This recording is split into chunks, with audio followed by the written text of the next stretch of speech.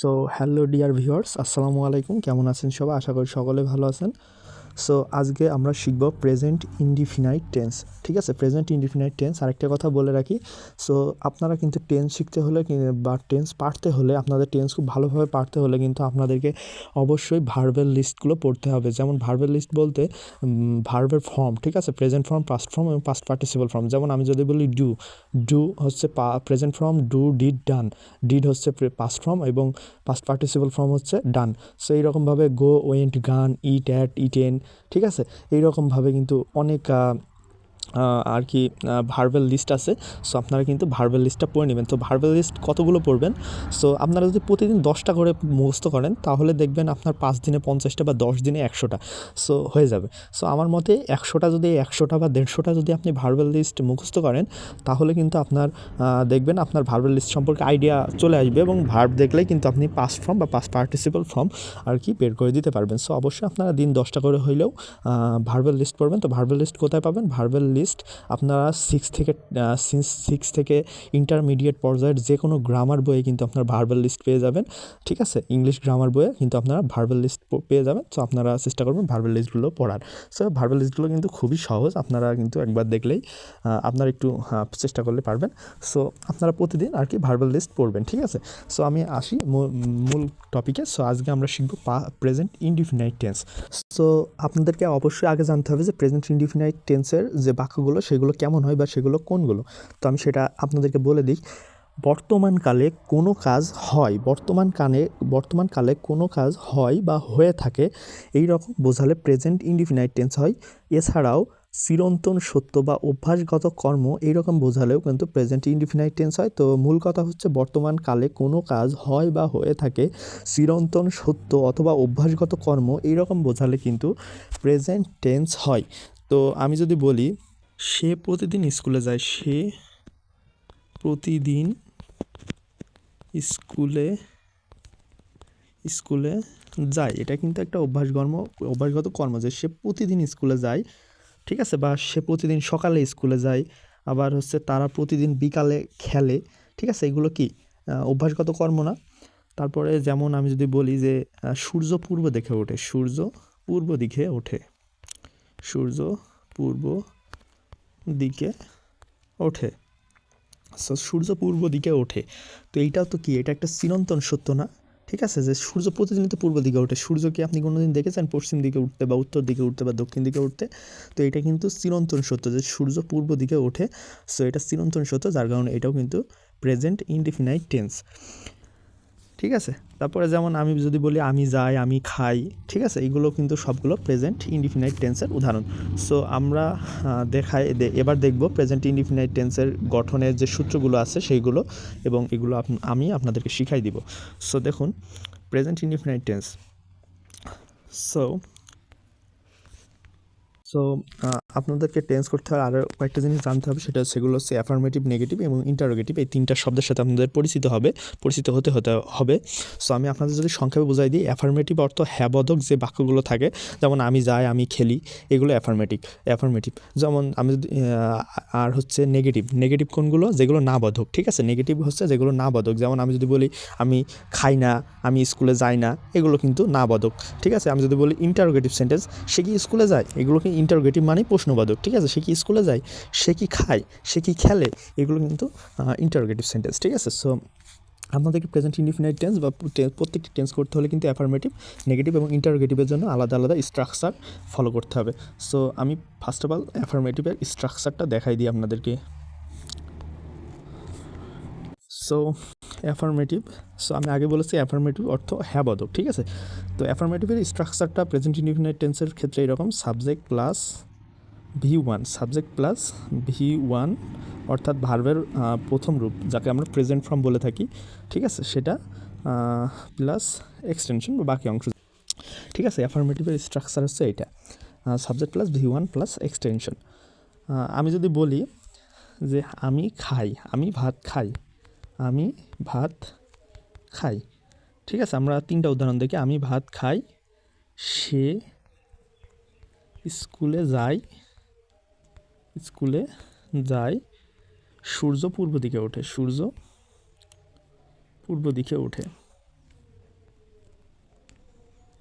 পূর্ব দিকে ওঠে। ঠিক আছে, আমরা আপাতত এই 3টা উদাহরণ দেখব। এখানে দেখুন, আমি ভাত খাই।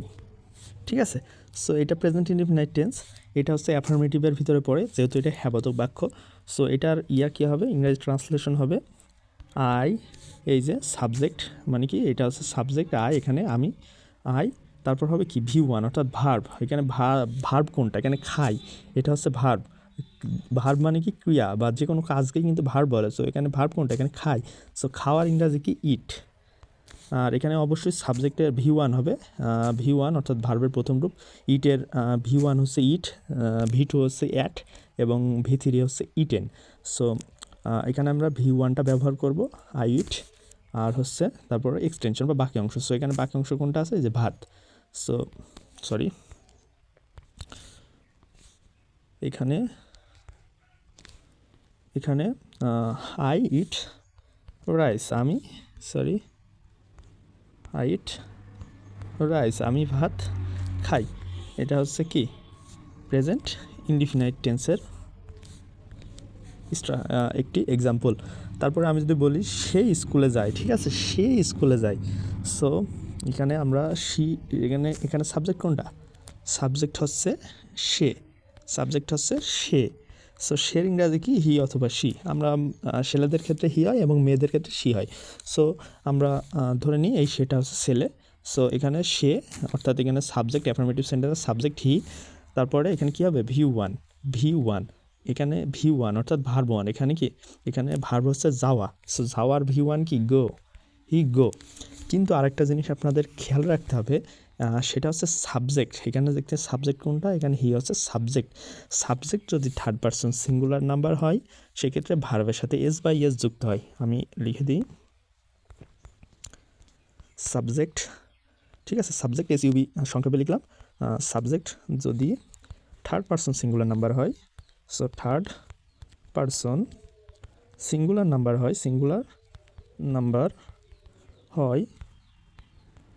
নাম্বার হয়, তাহলে ভার্বের সাথে এস বা ইএস যুক্ত হয়। তাহলে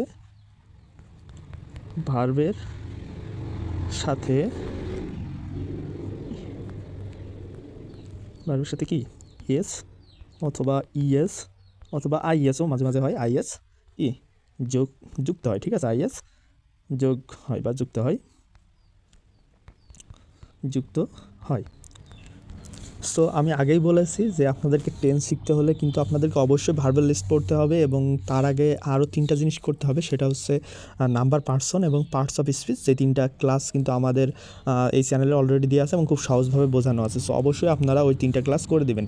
সো আমি এখানে এক্সাম্পল যেটা দিয়েছি সেটা হচ্ছে আপনাদেরকে যেটা মনে রাখতে হবে সেটা হচ্ছে সাবজেক্ট যদি থার্ড পারসন সিঙ্গুলার নাম্বার হয়, তাহলে প্রেজেন্ট ইনডিফিনাইট টেন্সের ক্ষেত্রে ভার্বের সাথে এস বা ইএস অথবা আইএস যুক্ত হয়। সো আমি নাম্বারের কিন্তু ক্লাসটা আমি অলরেডি নিয়ে নিয়েছি, আপনাদের কিন্তু খুব সহজভাবে বুঝাই দিয়েছি। আমি যদি আরেকবার বুঝাই, সো নাম্বার এবং পার্সন সম্পর্কে কিন্তু অলরেডি আমার একটি ভিডিও করাই আছে। সো অবশ্যই আপনারা এটা দেখে আসবেন। সো আমি যদি আপনাদেরকে সংক্ষেপে বলে দিই, এখানে পার্সন হচ্ছে তিন প্রকার। সেটা হচ্ছে ফার্স্ট পার্সন, সেকেন্ড পার্সন এবং থার্ড পার্সন। ফার্স্ট পার্সন কোনগুলো, I me my mine we us our, এই কয়টা হচ্ছে ফার্স্ট পার্সন। আর সেকেন্ড পার্সন হচ্ছে ইউ ইয়োর্স, এইগুলো হচ্ছে ইউ ইয়োর ইয়োর্স, এইগুলো হচ্ছে সেকেন্ড পার্সন। এবং এই কয়েকটা বাদে যা কিছু আছে সবগুলো থার্ড পার্সন। এবং আরেকটা জিনিস সেটা হচ্ছে নাম্বার হচ্ছে দুই প্রকার, সিঙ্গুলার নাম্বার আর প্লুরাল নাম্বার। যদি এক বচন বোঝায় বা একজনকে বা একটি জিনিস বোঝায়, সেটা হচ্ছে সিঙ্গুলার নাম্বার। যদি দুইজনকে বা যদি একের অধিক বা দুইয়ের অধিক বস্তু বা ব্যক্তিকে বোঝায়, সেটা হচ্ছে প্লুরাল নাম্বার। সো আমি আপনাদেরকে যেটা বোঝাতে চাচ্ছি, সাবজেক্ট যদি থার্ড পার্সন সিঙ্গুলার নাম্বার হয়, তাহলে ভার্বের সাথে এস, ইএস অথবা আইএস যুক্ত হয়। সো এখানে দেখতে পাচ্ছেন আই কি, আই হচ্ছে ফার্স্ট পার্সন। তো এখানে কিন্তু ফার্স্ট পার্সন আলাদা রুল নেই। তো ফার্স্ট পার্সনের জন্য কি ভার্বের যে বেস্ট ফর্মটা আছে সেটাই বসেছে। কিন্তু এখানে দেখুন সে বা হি বা সি, এইগুলো কিন্তু থার্ড পার্সন। এগুলো কি থার্ড পার্সন। তো থার্ড পার্সন সিঙ্গুলার নাম্বার, আবার এখানে সে অর্থাৎ একজনকে বোঝাইছে, যার কারণে এটা থার্ড পার্সন সিঙ্গুলার নাম্বার, অর্থাৎ এর ভার্বের সাথে এস বা ইএস যুক্ত হবে। তো গোজের সাথে ইএস যুক্ত হয়। সো সে স্কুলে যায়, হি goes to school. Okay,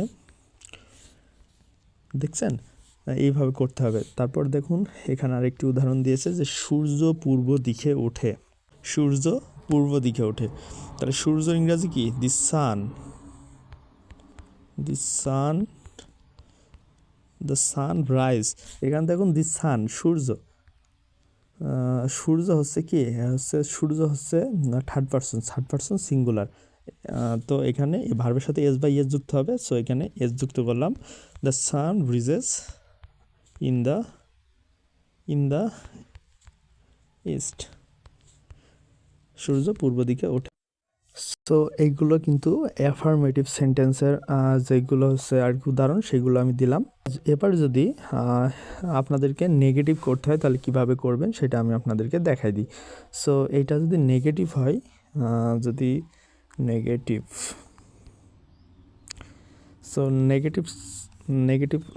negative সেন্টেন্সের ক্ষেত্রে প্রেজেন্ট ইনডেফিনিট টেন্সের স্ট্রাকচারটা কেমন হবে? সেটা হচ্ছে subject plus do oblique does. সাবজেক্টের পরে হবে ডু অথবা ডাজ, ডু অথবা ডাজ, ডু অথবা does plus not, plus not, plus not, plus V1 plus extension, plus verb one plus extension, অর্থাৎ বাকি অংশ। সো এটার ক্ষেত্রে এটা হবে না। সো এখানে নেগেটিভ সেন্টেন্সের ক্ষেত্রে সাবজেক্ট যদি থার্ড পারসন সিঙ্গুলার হয় তাহলে ডাজ বসে, তাহলে কি হয়? ডাজ বসে। যদি সাবজেক্ট যদি থার্ড পারসন সিঙ্গুলার নাম্বার হয় তাহলে আর কি ডাজ বসে, এবং বাকি ক্ষেত্রে মানে সাবজেক্টের পরে ডাজ বসে এবং বাকি ক্ষেত্রে ডু বসে, বাকি ক্ষেত্রে ডু বসে, বাকি ক্ষেত্রে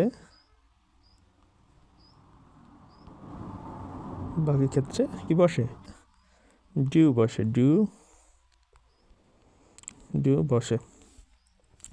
সো নেগেটিভ সেন্টেন্স স্ট্রাকচারটা দেখতে পাচ্ছেন। নেগেটিভ সাবজেক্ট যেটা প্রেজেন্ট ইনডিফিনিট টেন্সের ক্ষেত্রে দেখতে পাচ্ছেন নেগেটিভের স্ট্রাকচারটা কেমন হবে? সাবজেক্ট প্লাস ডু অথবা does plus not plus V1 plus extension. এই ক্ষেত্রে অবশ্যই মনে রাখতে হবে সাবজেক্ট যদি থার্ড পারসন সিঙ্গুলার নাম্বার হয়, সাবজেক্ট যদি থার্ড পারসন সিঙ্গুলার নাম্বার হয় সেই ক্ষেত্রে সাবজেক্টের পরে ডাজ বসে এবং বাকি ক্ষেত্রে ডু বসবে, ঠিক আছে? যেমন এখানে যদি আমি লিখেছি আমি ভাত খাই, তো এটা যদি এমন হয় আমি ভাত খাই না, আমি ভাত খাই না, এটা কি নেগেটিভ হয়ে গেল না? সো আমি ভাত খাই না এটা যদি নেগেটিভ হয় তাহলে এটার ট্রান্সলেশন কীভাবে করবে ইংলিশে? সো দেখতে পাচ্ছেন এখানে সাবজেক্ট, এখানে প্রথমে কি বসবে? সাবজেক্ট। এখানে সাবজেক্ট কোনটা? আই। সাবজেক্ট হচ্ছে আই, সাবজেক্ট কোনটা? সাবজেক্ট হচ্ছে আই। সো আই লিখবেন, তারপরে হচ্ছে ভার্ব, তারপরে হচ্ছে ডু অবলিক ডাজ। এখানে কি বসবে?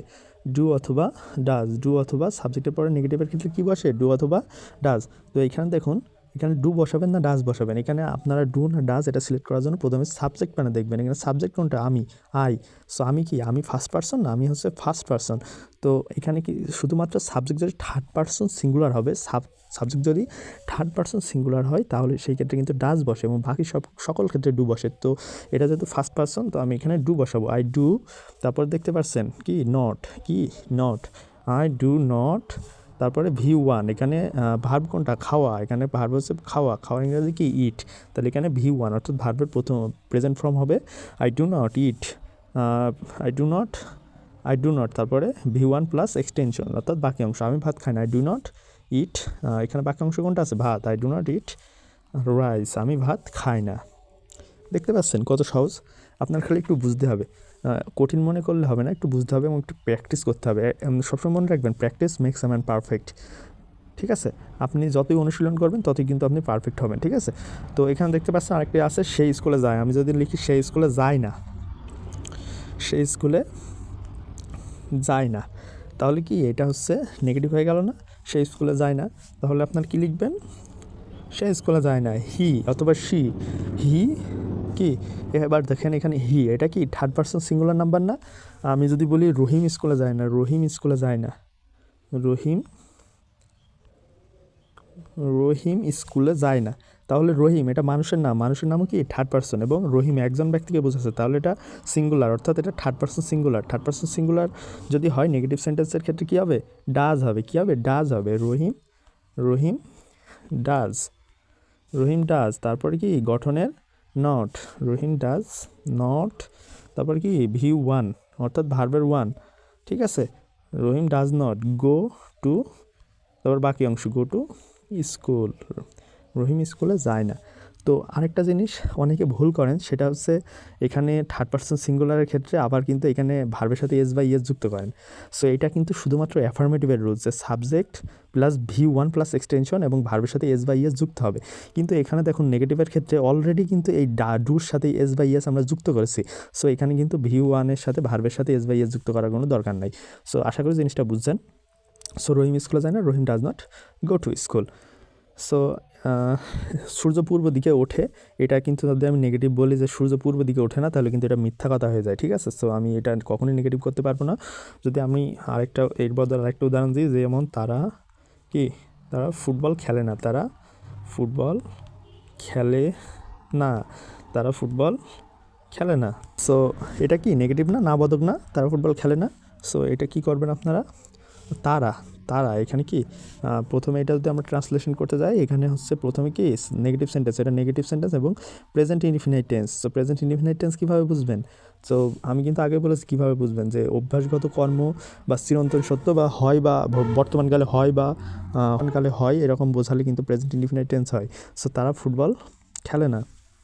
সো এটা কিন্তু প্রেজেন্ট ইনডিফিনাইট টেন্স। এটার ট্রান্সলেশন কী হবে? এটা ট্রান্সলেশন হবে, দেখুন এটা আপনাদেরকে স্ট্রাকচার ফলো করতে হবে। প্রথমে কি সাবজেক্ট, এখানে সাবজেক্ট কোনটা? এখানে সাবজেক্ট হচ্ছে তারা, অর্থাৎ দে, তারা ইংরাজি হচ্ছে দে, দে তারা ফুটবল খেলে না। তারপর কি দেখতে পাচ্ছেন ডু অবলিক ডাজ। সো আপনাকে কী বসাতে হবে? তারা, এখানে সাবজেক্ট দেখতে হবে, আগে সাবজেক্টটা দেখতে হবে, তারপর ডু অথবা ডাজ বসাতে হবে। এখানে সাবজেক্ট কি দে কি থার্ড পারসন, কিন্তু কি এটা কি সিঙ্গুলার? এটা কি সিঙ্গুলার মানে কি একজন। সো এটা কিন্তু প্লুরাল হয়ে যাচ্ছে। সো এখানে কিন্তু ডাজ তখনই বসবে যদি সাবজেক্ট যে থার্ড পারসন সিঙ্গুলার নাম্বার হয়, বা একজন, সিঙ্গুলার মানে একজন বা একটি বা একজন। সো একের অধিক হলে সেটা কিন্তু প্লুরাল হয়ে যায়, অর্থাৎ এটা কি থার্ড পারসন প্লুরাল নাম্বার। তো এখানে কি ডাজ হবে? এখানে ডাজ হবে না, কারণ ডাজ শুধুমাত্র থার্ড পারসন সিঙ্গুলার নাম্বারের সাথে হয়, থার্ড পারসন প্লুরাল নাম্বারের সাথে হয় না।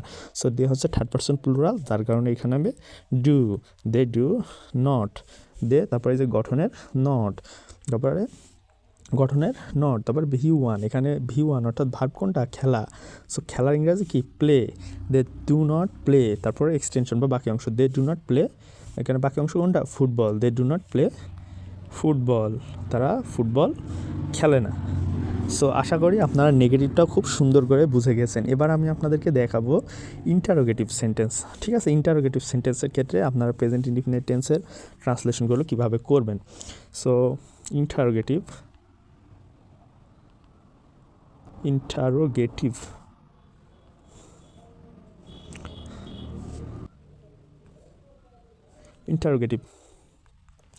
সো ইন্টারোগেটিভের স্ট্রাকচারটা কেমন? ইন্টারোগেটিভের স্ট্রাকচারটা হচ্ছে ডু অবলিক ডাজ, ডু অথবা ডাজ প্লাস সাবজেক্ট প্লাস কি V one, subject plus V one plus extension বা বাকি অংশ যাকে বলা হয় প্লাস প্রশ্নবোধক চিহ্ন হয়। সো এইটা হচ্ছে ইন্টারোগেটিভ সেন্টেন্সের আর কি স্ট্রাকচার প্রেজেন্ট ইনডিফিনিট টেন্সের ক্ষেত্রে। তো এখানে আমি যদি বলি সে কি খায়, সে কি ভাত খায়, সে কি ভাত খায়। আর ইন্টারোগেটিভ সেন্টেন্স চেনার একটি উপায় হচ্ছে এটার শেষে কিন্তু প্রশ্নবোধক চিহ্ন থাকে এবং প্রশ্ন করা বোঝায়, ঠিক আছে। তো আমি যদি লিখি সে কি ভাত খায়, তারা কি ফুটবল খেলে,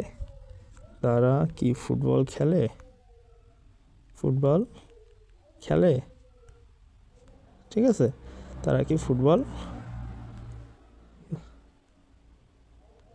অথবা সে কি স্কুলে যায়, সে লিখেছি, আচ্ছা তারা কি ফুটবল খেলে। এই দুটা যদি আমরা উদাহরণ দিই, তো এই ক্ষেত্রে একটু জিনিস দেখেন, আমি এখানে প্রথম উদাহরণটা দিয়েছি সে কি ভাত খায়। সো এইটা যদি ট্রান্সলেশন করতে চাই, তো আমাদেরকে দেখতে পাচ্ছেন গঠনের প্রথমে ডু অবলিক ডাজ বসাইতে হবে।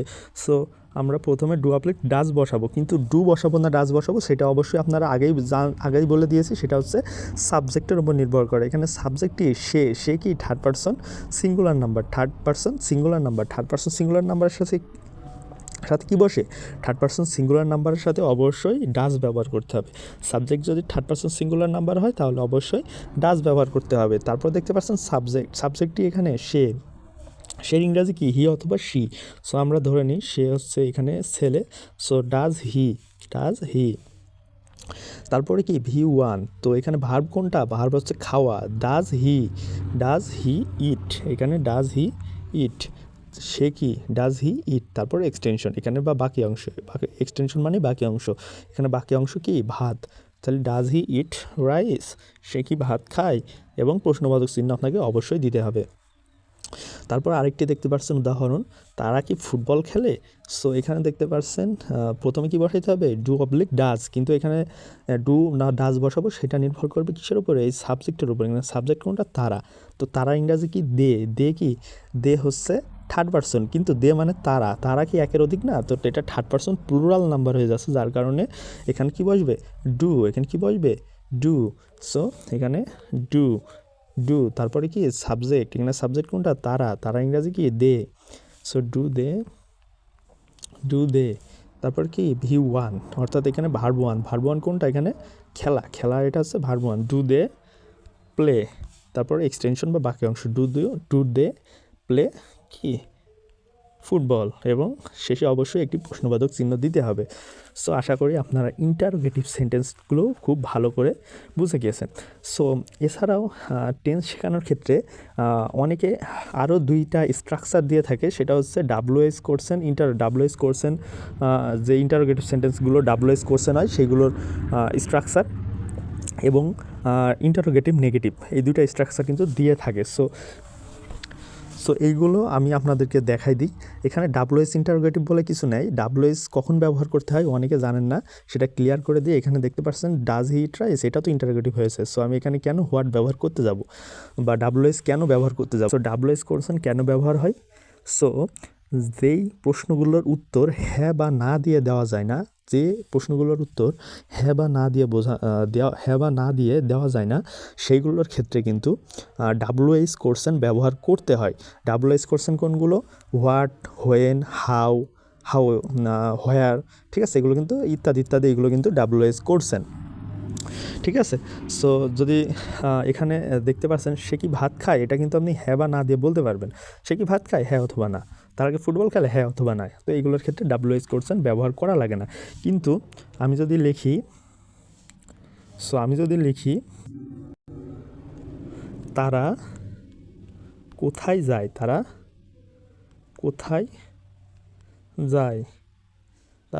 যায়, বা সে কি খেলে, বা সে কি খায়। সো এইগুলোর ক্ষেত্রে দেখতে পাচ্ছেন তারা কোথায় যায়, এটার ক্ষেত্রে তারা কোথায় যায়, এখানে কিন্তু কি আপনি হ্যাঁ বা না দিয়ে উত্তর দিতে পারবেন, যে তারা কোথায় যায়, হ্যাঁ অথবা না দিলে কি উত্তর হবে, উত্তর কিন্তু হবে না। বা সে কি খায়, এটা কি হ্যাঁ বা না দিয়ে দিতে পারবেন না। তো এই ক্ষেত্রে কিন্তু WH কোশ্চেন ব্যবহার করতে হয়। এই ক্ষেত্রে কি ব্যবহার করতে হয়, WH কোশ্চেন, ঠিক আছে, WH কোশ্চেন ব্যবহার করতে হয়, ঠিক আছে, WH কোশ্চেন কি করতে হয়, ব্যবহার করতে হয়, WH question.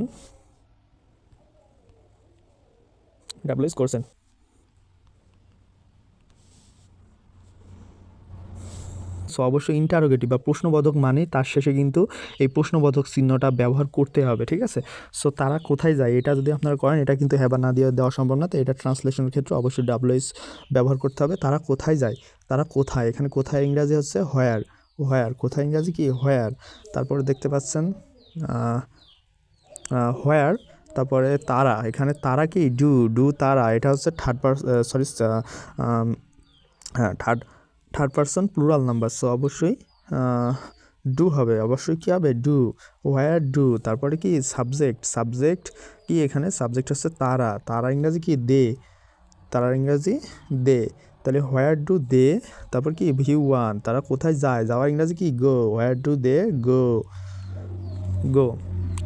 Where do they গো। তারপরে কি তারপর বাকি অংশ থাকলে দিবেন, তারপরে প্রশ্নবোধক। এখানে বাকি অংশ নেই, তাই এখানে আমি প্রশ্নবোধক চিহ্ন দিয়ে দিলাম। হোয়ার ডু দে গো, তারা কোথায় যায়।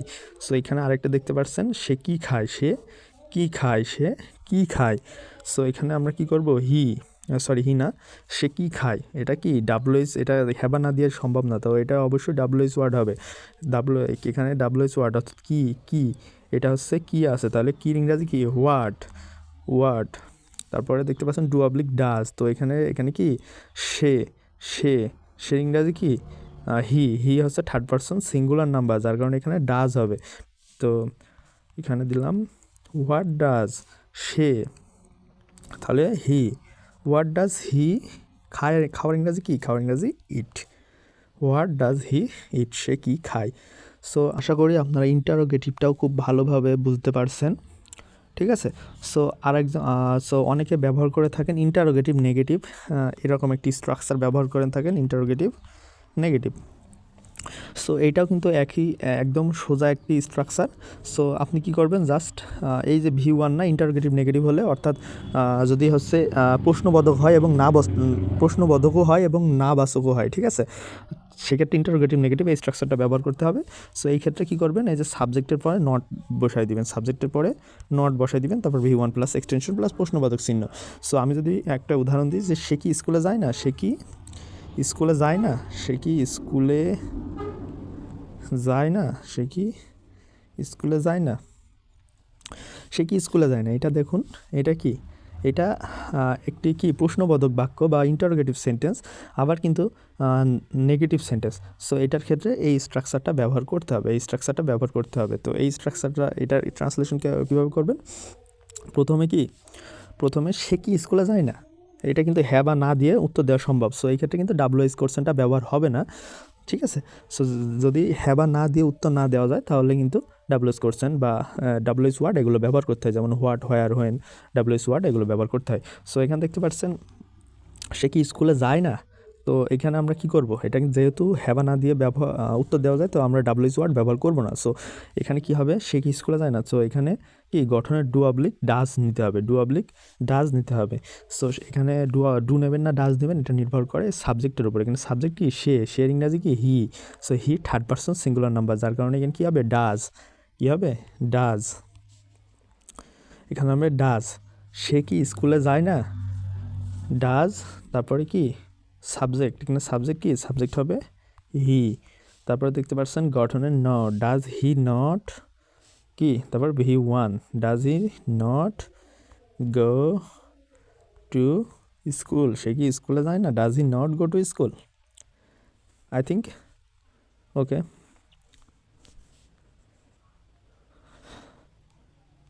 আমি যদি আরেকটি উদাহরণ দিই, তাহলে আমি যদি আরেকটি উদাহরণ দিই, যেমন তারা কি মাছ ধরে, তারা কি মাছ ধরে না, তারা কি মাছ ধরে না, এটা কি প্রশ্নবোধক। সো এটার ক্ষেত্রে কী হবে, তারা কি মাছ ধরে না, এটা কিন্তু হ্যাঁ বা না দিয়ে উত্তর দেওয়া সম্ভব, তো এই ক্ষেত্রে কিন্তু ডাব্লুএইচ ওয়ার্ড ব্যবহার হবে না। সো দেখতে পাচ্ছেন তারা কি মাছ ধরে না, আপনি বলতে পারছেন, আপনাকে যদি কেউ জিজ্ঞাসা করে তারা কি মাছ ধরে না, আপনি কি বলতে পারেন না হ্যাঁ অথবা না, তো এটা দিয়ে হ্যাঁ বা না দিয়ে কিন্তু উত্তর দেওয়া সম্ভব হচ্ছে, যার কারণে এখানে ডাব্লুএইচ ওয়ার্ড ব্যবহার হবে না। সো তারা কি মাছ ধরে না, তো এখানে ডু অবলিক ডাজ এটা ব্যবহার করতে হবে। তারা, এখানে ডু না ডাজ বসাবেন সেটা নির্ভর করে। তারা হচ্ছে থার্ড পারসন প্লুরাল, যার কারণে হবে ডু। তারা ইংরাজি হচ্ছে দে, এখানে কি দেখতে পাচ্ছেন ডু অথবা ডাজের পরে কি সাবজেক্ট, তার সাবজেক্ট হচ্ছে দে, ডু দে, তারপর কি V1 তারপর হচ্ছে নট, তাহলে ডু দে নট, তারপরে কি ভার্ব অর্থাৎ V1 এখানে কি ধরা ইংরাজি কি ক্যাচ মানে ধরা, তাহলে do they catch, catch, do they not catch fish. তারপরে কি এক্সটেনশন, সো এক্সটেনশন মানে কি বাকি অংশ, তাহলে এখানে বাকি অংশ কি মাছ, তাহলে do they not catch fish, তারা কি মাছ ধরে না, প্রশ্নবোধক চিহ্ন, শেষ। সো বুঝতেই পারছেন এইভাবে কিন্তু করতে হবে। সো আশা করি আপনার প্রেজেন্ট ইনডিফিনাইট টেন্সটি খুব ভালো করে বুঝেছেন। সো আরেকটি জিনিস আমি বলে রাখি যে যদি ইন্টারোগেটিভ সেন্টেন্স হয় সেক্ষেত্রে কিন্তু অবশ্যই শেষে কিন্তু প্রশ্নবোধক দিতেই হবে, না দিলে কিন্তু ভুল হবে। ইন্টারোগেটিভ মানে প্রশ্নবোধক এবং প্রশ্নবোধক চিহ্ন দিতেই হবে, ঠিক আছে। আর অ্যাফার্মেটিভ নেগেটিভের ক্ষেত্রে ফুল স্টপ বসবে সেন্টেন্স শেষ হওয়ার পরে। সো আশা করি আপনারা খুব ভালো করে প্রেজেন্ট ইনডিফিনাইট টেন্সটি বুঝে গিয়েছেন। সো যদি বুঝে গিয়ে থাকেন, যদি ভিডিওটি ভালো লেগে থাকে অবশ্যই ভিডিওতে একটি লাইক করবেন, এবং কোনো কিছু বুঝতে সমস্যা হলে বা আপনি যদি হেল্প পেয়ে থাকেন অবশ্যই আমাদের কমেন্ট বক্সে সুন্দর একটা কমেন্ট করবেন এবং প্রশ্ন থাকলে জানাবেন। সো এই ছিল আজকের ভিডিও। সো সবাই ভালো থাকবেন, সুস্থ থাকবেন। ধন্যবাদ সবাইকে।